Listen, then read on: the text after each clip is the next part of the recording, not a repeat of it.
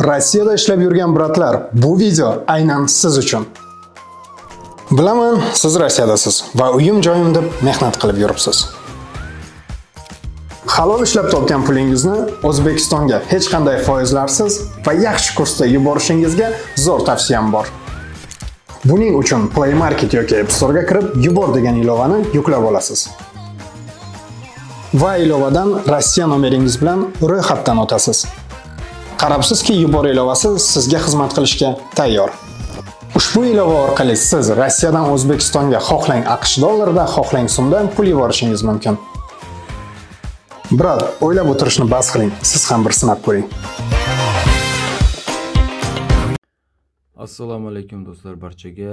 Bugun mana 100 dollar kursni aytadigan bo'lsak, so'mga O'zbekiston so'miga 1,255 ming so'mni tashkil etyapti. Dollar ancha sezilarli darajada tushdi. Rubl esa 160 ming so'mni tashkil etyapti. 1000 rubli 20-iyun sanasiga kelib, xullas Qozog'iston tangasi ham tushgan. 24 ming so'mni tashkil etyapti. 1000 tangasi. Xullas dollar sezilarli darajada tushgan. Musofirlarga hozir biz bir oylik prognozni aytamiz. 20-iyunga kelib, juma sanasiga kelib 7800 rublni tashkil etishligini ko'rsatmoqda. Oyning oxiriga borib shu 7600 rublgacha tushishligini ko'rsatmoqda. Eng anosi bir yaxshi natijasi, musofirlarga zo'r natija. Rubl dekabr oyiga borib 26.6% tushishini ko'rsatmoqda. 5600 rublni tashkil etyapti. 100 dollar jo'natish.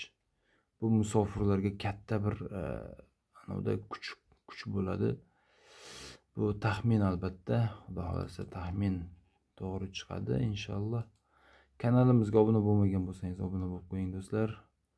Bizda hozircha yangiliklar shu yerda, mana 1000 rubl 160 ming so'mni tashkil etmoqda.